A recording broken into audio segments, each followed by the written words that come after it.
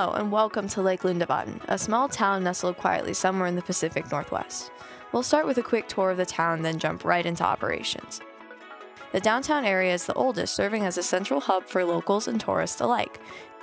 Due to an abundance of recreation nearby, the downtown area sees significant tourism year-round.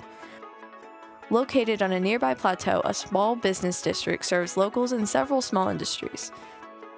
The crown jewel is the new Verjungen Resort and Spa, located in the mountains overlooking downtown. When completed, this 48-room boutique hotel will feature indoor and outdoor pools, a German-themed restaurant, 5,000 square feet of conference and event space, a beer garden, a full-service spa, and extensive recreation options. The resort is linked to the downtown area via a fully restored, vintage steam train. Now let's head over to the Town Operations Center. Oh, hello. The cheesy time warp effect catches me off guard every time. Well, anyway, welcome to the Town Operations Center. I'm sure you're anxious to see the new control system, so let's jump right in. It can be accessed by clicking the train icon on the top left of the homepage. We can select one of three options from here: locomotive control, track control, and lighting control. We'll start with lighting and get the system booted up. From an operational standpoint, the town is divided into 4 sections labeled A through D on the map. A is the business district, B is the mountain residences, C is the downtown area, and D is the new resort area. Clicking on A, we see a legend of the business district with controls all around. The bar along the bottom shows power status of the outlets and track on the left, and communication status of the different systems and zones on the right. We can turn on individual lighting zones such as the streetlights, or the neighborhood greenhouse. Some of the buildings like the plumbing store have more than one zone. Each power district also has a master control for turning all lights on or off. We'll turn on everything with the master before moving on to the next zone. Area B is essentially 4 houses up in the mountains. Not only are they not hooked up, but the section isn't finished yet. Area C is the downtown area and is similar to Area A. Currently, I only have a few of the buildings lit, so I'm going to skip it and move directly to the resort area. The resort has a bit more going on, even though it isn't finished. Let's start by turning on the dozen or so streetlights, and then accent lighting inside of the pool. Looks like the bandstand is hopping, so they could use some lights as well. Finally, we'll use the master to turn everything else on. Here's a quick close-up of the lighting inside the restaurant and corridors. As you can see, it's more than a simple light stuck to the ceiling. The hotel in the background has a finished interior, so lighting is a whole other challenge that I haven't even started yet. Also, the corridor leading to nowhere is supposed to have a spa at the end, which I just started constructing. But that's a whole other video, so let's check out the pool. Notice there's 2 zones of color that are slowly crossfading. I can set the zones to change color together or as an alternating pattern as they are now. They're on a preset loop that includes colors appropriate for a pool, i.e. no yellow or red. If we press more on the pool section, we have the ability to go in and manually set the colors of each of the 2 zones to a number of preset colors with a simple click. Let's cycle through a few options here. Or we can turn them off altogether, which is simply setting them to black. Let's set them back to the predefined loop and move over to the beer garden. Here we can see the colors change abruptly instead of a slow fade. Once again, this is a preset pattern that's appropriate for a stage performance. Like the pool, we can go in and set the colors manually or go back to the preset pattern. That pretty much wraps it up for lighting, so let's look at the servo-controlled gates since they are located on this page, for lack of a better location. Click to open.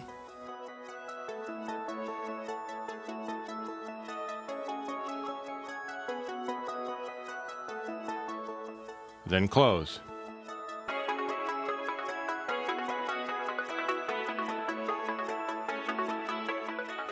Finally, we look at track turnouts by clicking the track button at the top.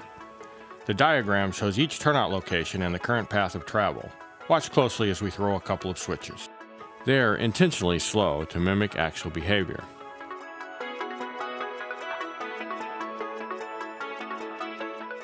Finally, it's time to look at locomotive operations. Clicking the steam engine icon at the top turns on track power and boots up the engine. Along the right side are all of the available locomotives. Selecting one will load it into the throttle. Notice how all of the function buttons change. The functions are based on the type of engine and its capabilities. I'm starting with everything muted for demonstration purposes. Normally, that would not be the case. When I unmute the engine, you can hear it idling in the background. Now let's turn the headlights on. and then the bell, then a few short bursts of the whistle. Finally, it's time to get it rolling.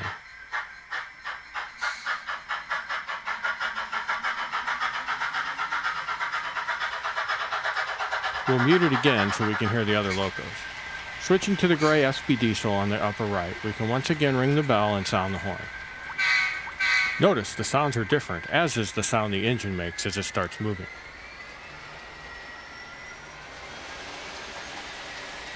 Next, we move to the orange passenger train in the lower left. Once again, turning the headlights on before sounding the horn. We'll get that one moving and move on to the blue and yellow coal train.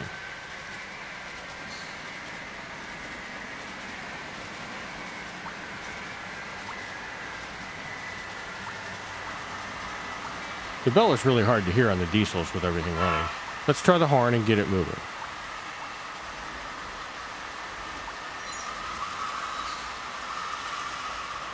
You can hear the brakes release and engine rev up as it pulls away. Now we can go back and unmute the steam train.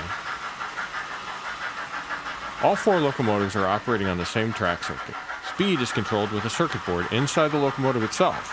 More on that later. Also, all of the sounds you're hearing are coming from the trains themselves. I didn't add any sound effects to this video other than the mouse clicks. I can switch back and forth and monitor speed for all of my locos from this control panel.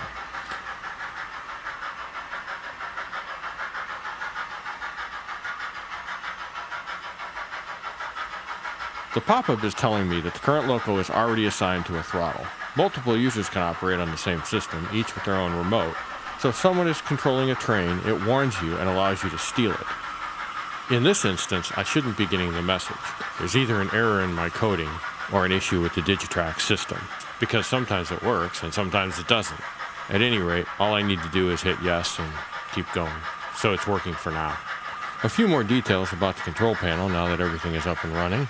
The track power buttons are what they say. The system can be powered up and communicating with controllers without the track power being on, but the track power has to be on for the locomotives to actually move. The all stop button sends a special command to all locos that stops them immediately no matter what's controlling them in case there's a problem or emergency. I won't show you that because it's hard on the locos on cars. The throttle stop simply sends a 0 speed to the current loco. And that pretty much wraps it up for the locomotive control section. Let's shut everything down and have a look under the hood.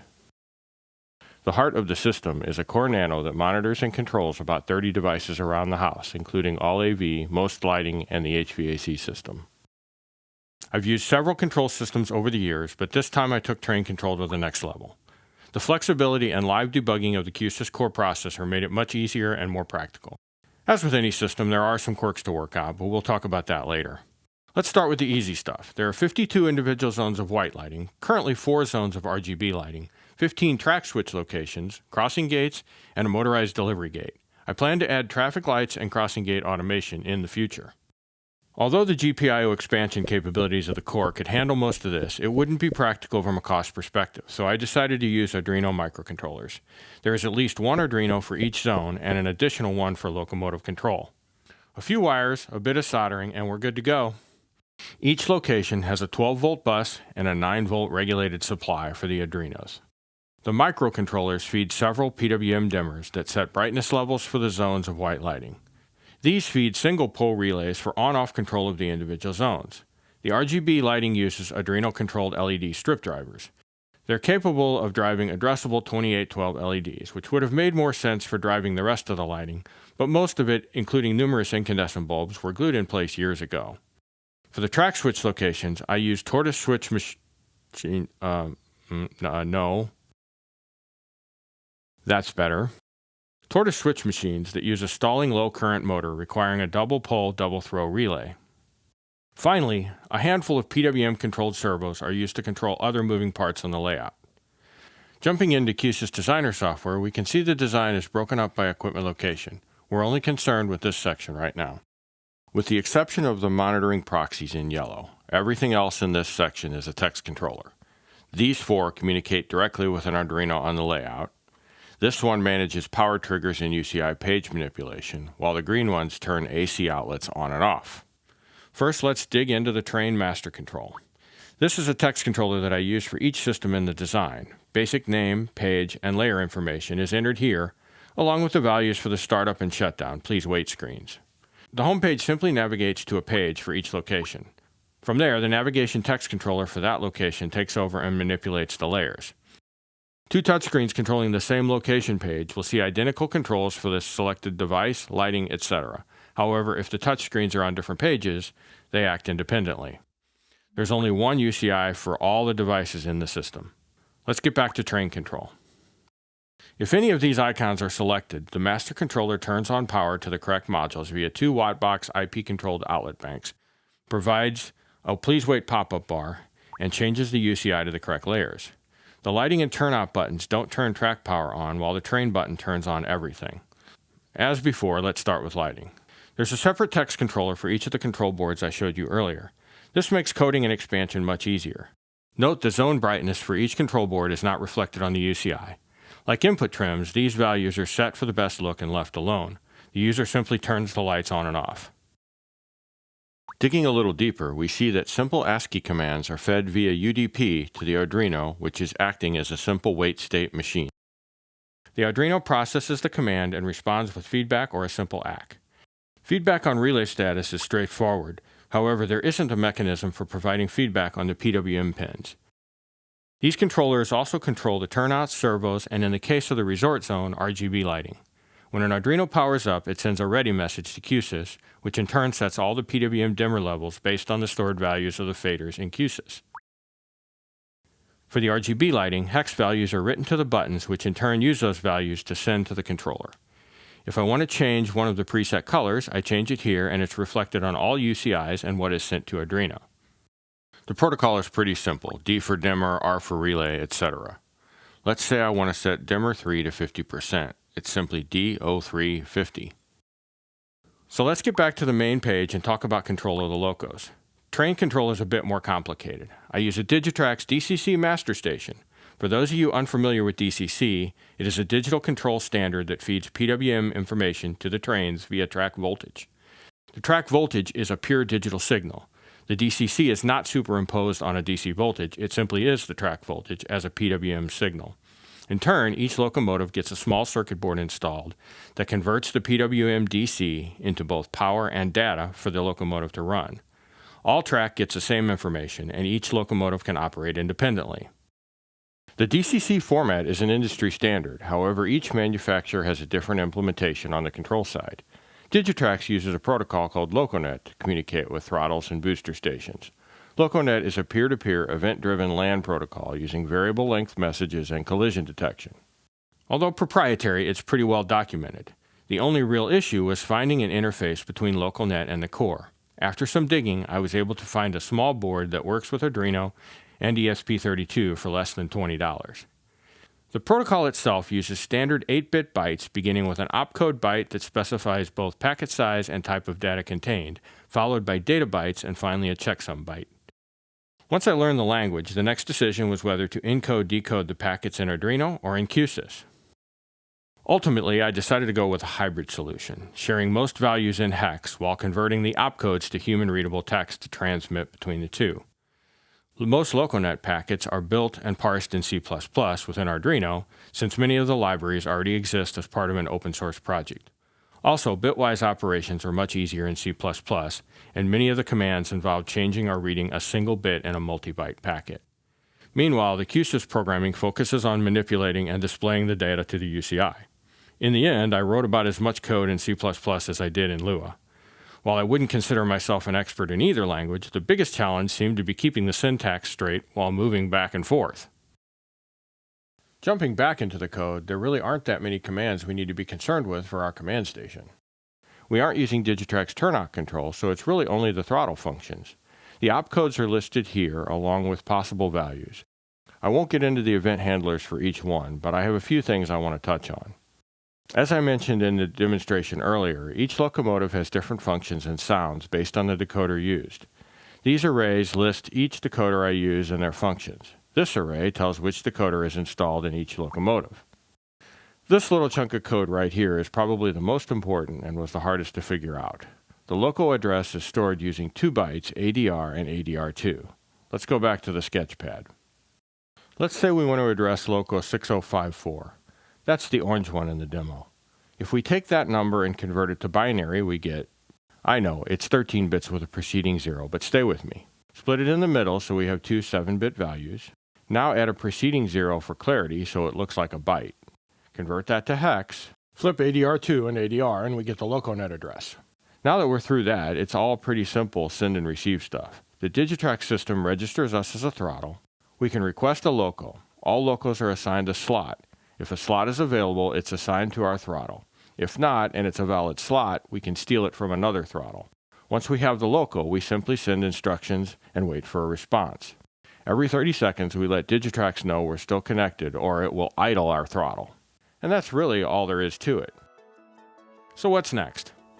Although completely built and 99% debugged, I haven't actually rolled this out throughout the house because I'm having trouble getting it to work on my tablets. Although the web interface is almost instantaneous on a PC, even my newest Galaxy tabs have about a 1-second delay between button push and execution. I purposely avoided showing functions 9 through 24 on the UCI. I'm still working on that. They work a bit differently in LocoNet using an opcode that is not well documented. Finish the layout. I have to build the spa and add lights to the hotel. I want to add traffic lights to the downtown area. Simple to do programmatically if I can come up with enough outputs. And finally, I want to have the crossing gates work automatically. This requires 4 sensors of some sort and a bit of control logic for each set. I've already written the logic, I just need a discrete way to detect the presence of a train at a specific point. That's a pretty big list, so I better get to it. Thank you for watching. I hope you found it interesting, and let me know what you think.